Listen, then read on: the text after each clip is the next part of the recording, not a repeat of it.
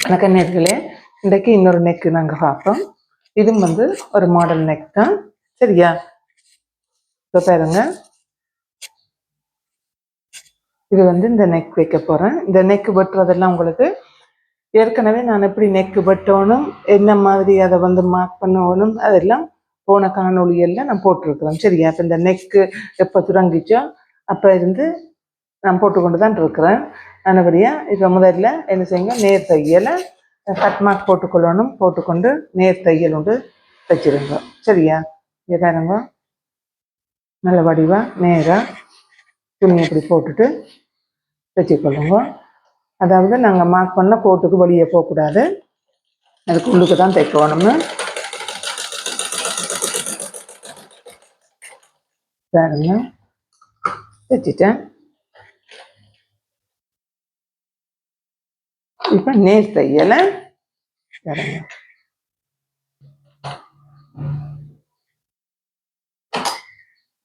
என்ன நேர் தையல் போட்டால் வழுகாது. நேர் தையல் போட உங்களுக்கு விருப்பம் இல்லாட்டி போனால் நீங்கள் நல்ல வடிவாக பின் பண்ணிக்கல எல்லாமே.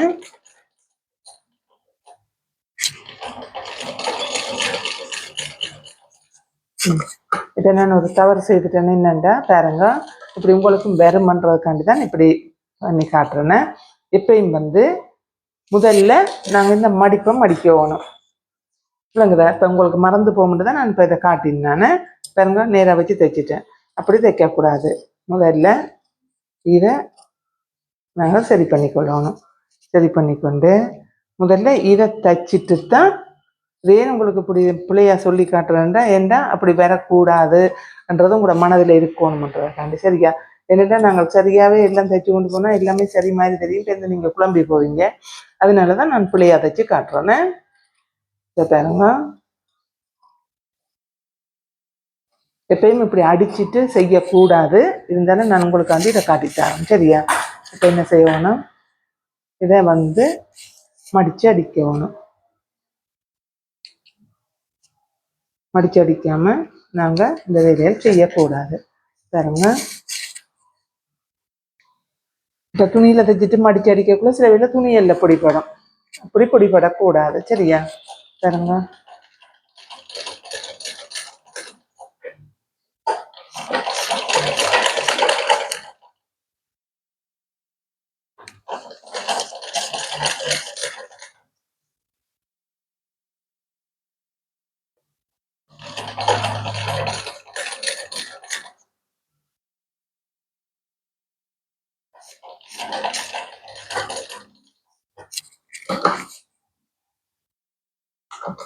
எப்பயும் முதல் வேலை உங்களுக்கு இந்த மடிப்பு தைக்கிறதா தான் இருக்கணும். சரியா?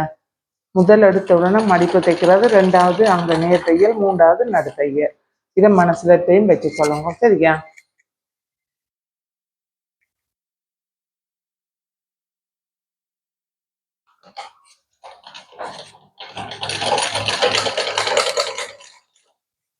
எந்த தையலும் தைக்கக்குள்ள நீட்டாக தைக்க பழகுங்க. நான் உங்களுக்கு எல்லாம் முறையாக செய்கிற மாதிரி தான் நான் காட்டித்தரேன். ஏனெண்டா இப்போ எல்லா தையலும் பின் முன்னுக்கு பார்த்தீங்கன்னா வடிவு இல்லாமல் இருக்கும், ஃபிட்டிங் பார்த்தீங்கன்னா நல்லா இருக்கும். ஆனால் உள்ளுக்கெல்லாம் தையல்கள் எல்லாம் சொதப்பலாக தான் இருக்கும், நீட் இருக்காது. நாங்கள் தைக்க பழகின காலத்தில் என்ன பிள்ளையாண்டாலும் பிரிக்க வச்சிருவாங்க.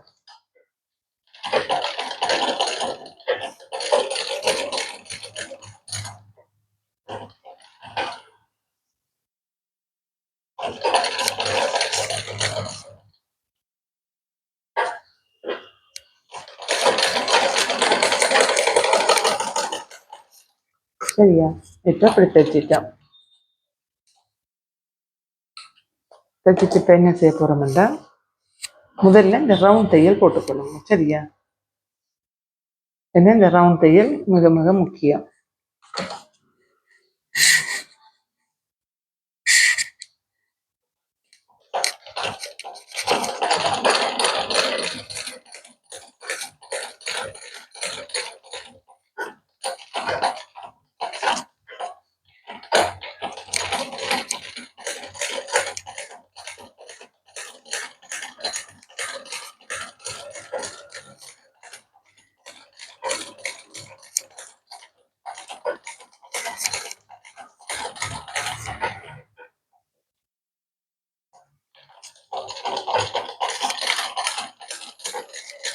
நான் தையல் பழக்கக்குள்ள உங்களுக்கு இந்த ரவுண்ட் தையல்லாம் போட்டு ஸ்டார்ட்ல பழக்கியிருப்பேன். இதுக்காகத்தான் நான் பழக்கினது. ஏன்னா இந்த ரவுண்ட் எடுக்க அதுக்கு உங்களுக்கு தடுமாற்றம் வருமென்று நீங்கள் ஸ்டார்ட் தையலை பார்த்தீங்கன்னா தெரியும். இந்த ரவுண்டுக்கெல்லாம் நான் உங்களுக்கு அதுக்கு ட்ரைனிங் கொடுத்துருக்கேன். இப்போ பாருங்க, நாங்கள் இதில் ஒரு நாட் வைக்க போகிறோம். அதாவது நீங்கள் எவ்வளோ நீளம் வேணுமென்றாலும் வைக்கலாம், நாட் வச்சுட்டு பெல் வைக்கலாம், என்ன வேணுமென்றாலும் செய்யலாம். இங்கே பாருங்க, இதை தூக்கி போட்டு நாங்கள் என்ன செய்கிறோம், அப்படியே இந்த கோடை அடிக்க இங்கே இது தேவையில்லை உங்களுக்கு. இது அடித்தா நாட் வைக்கிற கஷ்டம். நாட் வைக்காமல் இருந்தால் இந்த கோடை அடித்து கொள்ளுங்க. சரியா?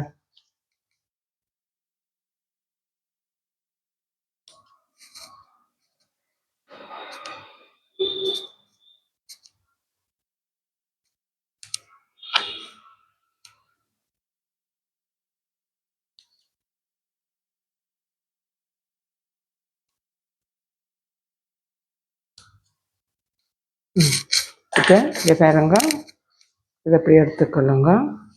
மடித்து எடுத்துக்கொண்டு இந்த நாட் வைக்காமல் தைக்கிறோண்டா இதை தைங்க. இந்த நாட் வைக்க வேணுமெண்டா நீங்கள் இப்படி தைக்கக்கூடாது. பாருங்க, இந்த சென்டரில் இதை வச்சுக்கொள்ளுங்க.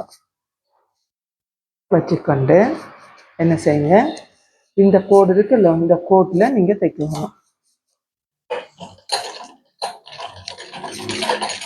கோட்டில் வச்சு இங்கே கொண்டாந்து ஒரு குத்து தான் குத்த வேணும். புற குத்தக்கூடாத, ஒரே குத்து. அவ்வளோதான் இடைவெளி. அதுக்கு பிறகு ஊசியை கையில மேலே தூக்கிட்டு ஊசியை தண்டணும். இது இங்கே இழுத்து விட்டுக்கொள்ளுங்க. சரியா? விட்டுக்கொண்டு பாருங்க,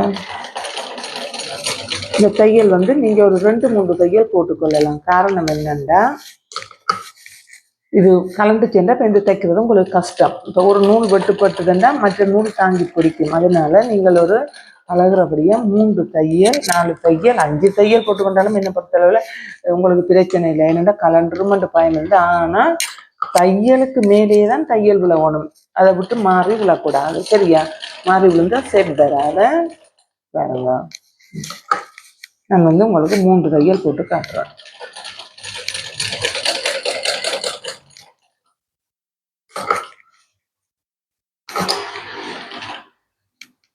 இந்த குத்து ஒரு தையல் தான் இருக்கணும்னு கணக்காக இருக்கக்கூடாது. கணக்காக இருந்தால் இந்த இடம் விரிஞ்சிடும். இது ஓகே.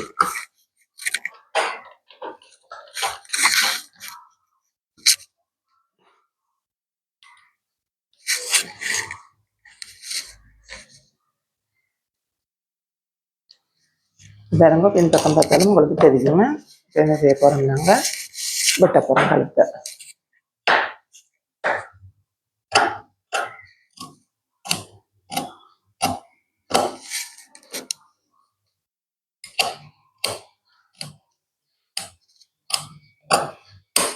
வெட்டிட்டு இந்த நடுவை வெட்டிய நடுவில் வெட்டணும். நூல்கள் வெட்டுப்படாமல் இருக்க வேணும். ஓகே, அவ்வளோங்க. வெட்டி போட்டு இந்த மூளையை கொஞ்சம் சரித்து வெட்டி கொள்ளணும். பாருங்க, இந்த நூல் வெட்டாமல் கத்திரிக்கொள்ள அப்படி வெட்டிடலாம். அதனால டிமர் வச்சு வெட்டி கொள்ளுங்க. ஓகே, இவ்வளோங்க. அதுக்கு பிறகு என்ன செய்யணும், இந்த வளைவுல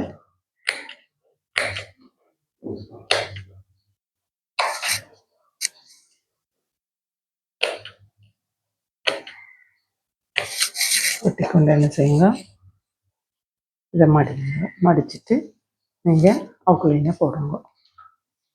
அதாவது படிமான தையலை இது ஃபுல்லாக உங்களால் போட முடியாது.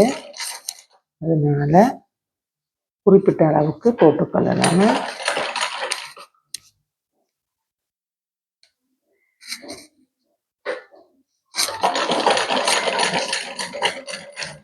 இவ்வளோ போடலாம், அதுக்கு மேலே போட முடியாது.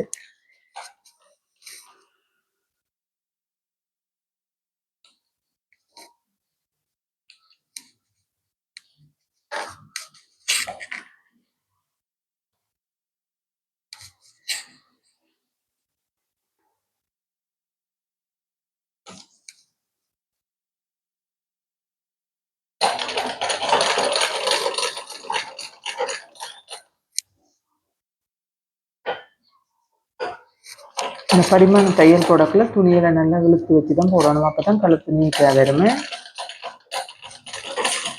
ஓகே, எவ்வளோலாம் போடலாம்.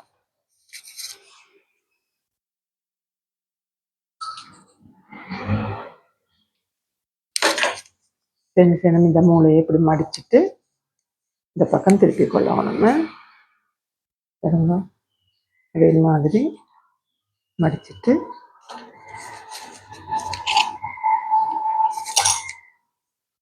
இந்த பக்கம் திருப்பி கொள்ளுங்க. சரியா? திருப்பி கொண்டு நல்லா இழுத்து கொண்டு இதை நல்லா இழுங்க. இழுத்துட்டு இதை நல்லா மடிங்க. பாருங்க, மடித்தாலும் சரி, நீங்கள் அயன் பண்ணாலும் சரி, நல்ல வடிவாக மடிச்சு பாருங்க. நேர்களே, இந்த ஃபினிஷிங் எப்படி இருக்குன்னு பாருங்க, என்ன நீட்டாக இருக்குன்றத பாருங்க. பாருங்க, இது பின்பக்கம். முன் பக்கம் பார்த்தீங்கன்னா இப்படி வரும்.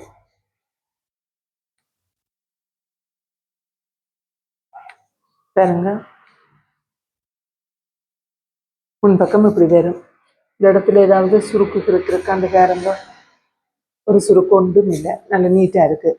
இப்போ இந்த இதுக்கு வந்து இந்த லூப்பு வந்து இன்னும் நீங்கள் நீளம் எடுக்கலாம். எடுத்து போட்டு என்ன செய்யலாம், இதில் வந்து இந்த முத்து மணி கட்டுவாங்க, இதில் வந்து மணி கட்டி விடலாம், குஞ்சம் கட்டி விடலாம், இல்லை பெல் கட்டி விடலாம். என்ன வேணுமென்றாலும் எல்லாம் இதில் போ கட்டி விடலாம். இந்த நெக் உங்களுக்கு பிடிச்சிருந்ததுண்டா நீங்கள் சப்ஸ்கிரைப் பண்ணுங்க, லைக் பண்ணுங்கள், ஷேர் பண்ணுங்கள்.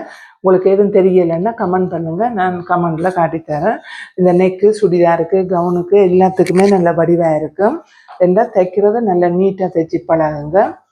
அப்போ தான் அந்த இதில் லுக் தெரியும். இல்லாட்டி போனால் உள்ளுக்கு பார்த்தா கழுத்துகள் வடிவில்லாமல் இருக்கும், வெளிப்பக்கம் பவராக இருக்கும். அப்படி தைச்சி வேறு இல்லை, நீங்கள் நல்ல வடிவப்பாக சொல்லுங்க. ஏற்கனவே போட்ட காணொலியில் கழுத்து எப்படி வெட்டுறது எப்படி மார்க் பண்ணுறேன்ட்டு போட்டிருக்கிறேன். தயவு செய்து அதை பார்த்து செய்யுங்க. அடுத்தது நான் ஸ்டார்ட்டில் போட்டு அந்த ரவுண்ட் தையல், வீ தையல் அதெல்லாம் பழகி கொள்ளுங்க. இந்த கழுத்துகள் வெட்ட இன்னும் போக போக கழுத்துகள் கொஞ்சம் கஷ்டமான கழுத்துகளை வர போகுது. அதுக்கு நீங்கள் கட்டாயம் அந்த தையலை ப்ராக்டிஸ் பண்ணி வச்சுருக்கணும். அதனால அந்த தையலை பழகுங்க. ஓகே நேர்களே, நம்ம அடுத்த காணொலியில் சந்திப்போம். Good bye.